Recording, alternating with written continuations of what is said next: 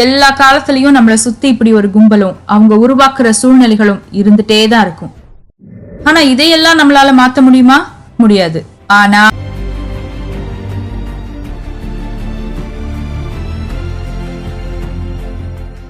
சில காலத்துக்கு முன்னாடி ஒரு ஊர்ல ஒரு வாலிபன் இருந்தா.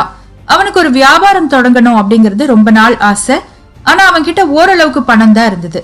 அதனால அவனும் மீதி பணத்துக்கு என்ன செய்யறது அப்படின்னு யோசிச்சுட்டே இருந்தான்.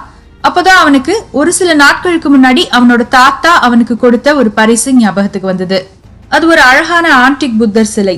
அதை கொடுக்கும் போதே இந்த சிலை குறைந்தபட்சம் $5000 விற்பனையாகும் அப்படின்னு அந்த தாத்தா சொல்லியிருந்தாரு. $5000 நிச்சயமா நமக்கு பெரிய உதவியா இருக்கும். அதனால இந்த சிலையை வித்து வியாபாரத்துக்கு தேவையான ஒரு பகுதி பணத்தை தயார் செய்யலாம் அப்படின்னு அந்த வாலிபன் முடிவு செய்தான். இப்போ அதற்கான விளம்பரத்தை தயார் செய்தாச்சு. ஆன்லைன் செல்லிங் பிளாட்ஃபார்ம் ஒண்ணுல அந்த விளம்பரத்தையும் போட்டாச்சு. அடுத்த 2-3 நாட்கள்ல ஏகப்பட்ட பேர் கால் பண்ணி அவங்க கிட்ட விசாரிக்கிறாங்க. அதுல ஒருத்தர் அந்த சிலையை வாங்கறதுக்காக வீட்டுக்கும் வராரு. போட்ட 2-3 நாள்லயே ஏகப்பட்ட பேர் கால் பண்றாங்க. அப்போ நிச்சயமா அந்த சிலை வித்துரும்னு நினைச்சு எதிர்பார்ப்போட காத்துட்டு இருந்தா அந்த வாலிபன். ஆனா வந்தவரோ அந்த சிலையை பார்த்த உடனேயே ஏமாற்றம் அடைஞ்சாரு. இது போலியான ஆன்டிக் மெட்டீரியல் தம்பி, எனக்கு வேண்டாம் அப்படின்னு சொல்லிட்டு அங்க இருந்து கிளம்பி போயிட்டாரு. இவனுக்கு ரொம்ப வருத்தமா போச்சு. சரி அடுத்த நபர் வரட்டும் அப்படின்னு சொல்லி கொஞ்ச நேரம் காத்துட்டு இருந்தான். அடுத்ததும் ஒருத்தர் வந்தாரு. அவரும் அதே மாதிரி இந்த சிலை போலியான ஆன்டிக் சிலை, எனக்கு வேண்டாம் அப்படின்னு சொல்லிட்டு அங்க இருந்து கிளம்பி போயிட்டாரு. இப்படியே கிட்டத்தட்ட 5-6 பேர் அவனை தேடி வந்தாங்க.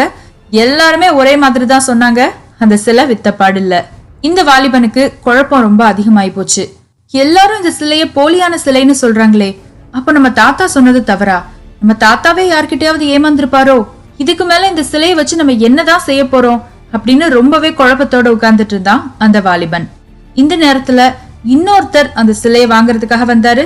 அந்த சிலையை பார்த்துட்டு மத்தவங்க சொன்னதையே தான் சொன்னாரு. ஆனா $750 நான் இந்த சிலையை வாங்கிக்கிறேன் அப்படின்னு சொன்னாரு. மத்தவங்க எல்லாம் 500 தான் பெறும்னு சொன்னாங்க. இவர் 750 தர்றேன்னு சொல்லிட்டாரு. விற்காத இந்த சிலையை இவர்கிட்டே கொடுத்துடலாம் அப்படின்னு நினைச்சு அவர்கிட்டயே வித்துட்டான் அந்த வாலிபன். அவரும் $750 அந்த சிலையை வாங்கிட்டு கிளம்பிட்டாரு. இவன் மறுபடியும் தன்னுடைய வியாபாரத்துக்கான பணத்துக்கு ஏற்பாடு செய்துட்டு இருக்கிறான். ஒரு சில நாட்கள் கடந்து போகுது. இப்படி இருக்கும்போது ஒரு நாள் தன்னுடைய தொழில் விஷயமாக பக்கத்து ஊரில் இருக்கிற கடைத்தெருவுக்கு போன அந்த வாலிபனுக்கு ஒரு பெரிய அதிர்ச்சி காத்துட்டு இருந்தது. ஏன்னா அந்த கடைத்தெருவுல அவன் ஒரு கடையை பார்த்தான். அது ஆன்டிக் பொருள்களை எல்லாம் விற்கிற ஒரு கடை. அந்த கடையில இவன் வித்தானே ஒரு சிலை, அதே சிலை டிஸ்பிளேல இருந்தது. பக்கத்துல போய் பார்த்தப்போ அந்த சிலையுடைய விலை $7000 அப்படின்னு குறிக்கப்பட்டிருந்தது.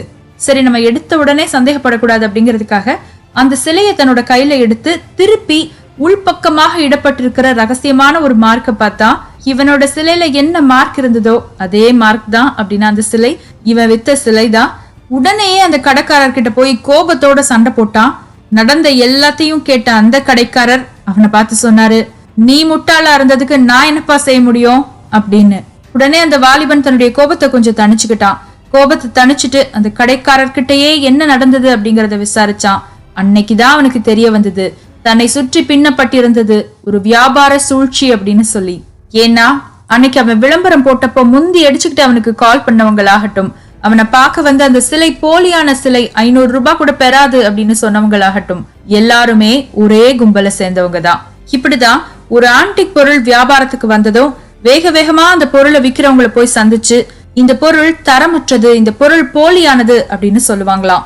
இப்படி தொடர்ச்சியா பலரும் வந்து சொல்றதுனால விக்கிறவங்களுக்கு அந்த பொருள் மேல இருக்கிற நம்பிக்கையே போயிடுமா. அவங்களுக்கு நம்பிக்கை போன பின்னாடி அடிமாட்டு விலைக்கு அந்த பொருளை வாங்கலாம் அப்படிங்கறது அவங்க எல்லாரோட திட்டம். கடைசியா ஒருத்தர் வந்து அந்த பொருளை வாங்கினாரே, அவரு கூட இதே கும்பலை சேர்ந்தவர் தான். இந்த கும்பலை பத்தி தெரிய வந்ததும் அந்த வாலிபன் கேட்டான், ஐயோ அப்படின்னா எல்லாரும் இதுல ஏமாந்து போயிருவாங்களே அப்படின்னு சொல்லி.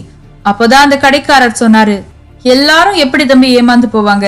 தன்னுடைய பொருளின் மீது நம்பிக்கையுடையவனும் தன்னுடைய பொருளை பற்றிய அறிவு உடையவனும் யாரு என்ன சொன்னாலும் அதுக்கு பயப்படவே மாட்டானே, குழம்பவே மாட்டானே அப்படின்னு. இந்த இடத்துலதான் அந்த வாலிபனுக்கு தான் எந்த இடத்தில் தவறி விழுந்தோம் அப்படிங்கிறது புரிஞ்சுது. இன்னைக்கு இந்த கதையையும் உங்களுக்கு ஏற்படுற பயத்தையும் பொருத்தி பாருங்க. இந்த கதையில நம்ம பார்த்த சிலை அப்படிங்கிறது நம்ம கிட்ட இருக்கிற திறமை, நம்ம குறிக்கோள், நம்ம முயற்சி. கும்பல்ங்கிறது சில சுயநலம் வாய்ந்த மனிதர்களும் அவங்க உருவாக்குற சூழ்நிலைகளும். எல்லா காலத்திலயும் நம்மளை சுத்தி இப்படி ஒரு கும்பலும் அவங்க உருவாக்குற சூழ்நிலைகளும் இருந்துட்டே தான் இருக்கும். பயத்தையும் குழப்பத்தையும் உருவாக்கி நம்ம குறிக்கோளை நம்ம அடைய விடாம பண்றது மட்டும்தான் அவங்களோட வேலையே. ஆனா இதையெல்லாம் நம்மளால மாத்த முடியுமா? முடியாது. ஆனா நம்ம திறமை மீது நமக்கு இருக்கிற நம்பிக்கைய, நம்ம குறிக்கோள் மீது நமக்கு இருக்கிற உறுதிய, நம்ம முயற்சி மீது நமக்கு இருக்கிற நம்பிக்கைய அதிகப்படுத்த நம்மளால முடியும். தன் மீது நம்பிக்கை வைத்து முயற்சியை தொடர்கிறவன் ஒரு நாளும் பயப்பட மாட்டான், ஒரு நாளும் குழம்ப மாட்டான், குறிக்கோளை அடைந்து வெற்றி பெறுவான். அப்படிப்பட்ட ஒருவனாக ஒருத்தியாக நீங்கள் இருக்க உங்களுக்கு எனது வேண்டுதல்களும் வாழ்த்துக்களும். இந்த கதை உங்களுக்கு பயனுள்ளதாக இருந்திருக்கும் அப்படின்னு நினைக்கிறேன். உங்க மனசுல ஏதாவது ஒரு பயமும் குழப்பமும் இருந்ததுன்னா இது எதுவுமே பெருசு கிடையாது. உங்க மேல நீங்க நம்பிக்கை வச்சீங்கன்னா நிச்சயமாக அதுல இருந்து வெளியே வர முடியும் அப்படிங்கிற நம்பிக்கையை உங்களுக்கு ஏற்படுத்தி இருக்கும்னு நம்புறேன்.